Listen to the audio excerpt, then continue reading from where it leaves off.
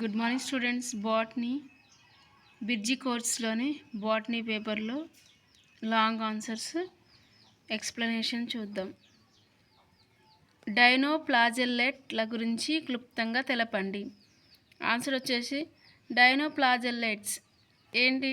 ఇవి ముఖ్యంగా ఉప్పు నీటిలో పెరిగే స్వయం పోషక జీవులు.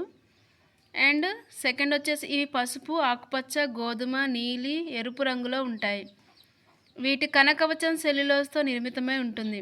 ఇది 2 కశేబాలను కలిగి ఉండడం వల్ల డైనోఫ్లాజెల్లెట్స్ అనే పేరు వచ్చింది. వీటిలో ఒక కశేబం నిలువుగా, మరొకటి అడ్డంగా అమరి ఉంటాయి.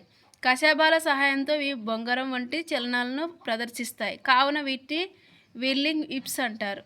ఈ జీవులు మీసోకారియన్ రకానికి చెందిన కేంద్రకాన్ని కలిగి ఉంటాయి. నక్టిల్కా వంటి జీవులు జీవ సందీప్తిని ప్రదర్శిస్తాయి. కొన్నిసార్లు గోనియాలాక్స్లు త్వరితంగా అభివృద్ధి చెందడం వల్ల సముద్రం ఎరుపు రంగులో కనబడును. ఇవి విడుదల చేసే విష పదార్థాల వల్ల చేపలు వంటి సముద్ర జీవులు మరణిస్తాయి.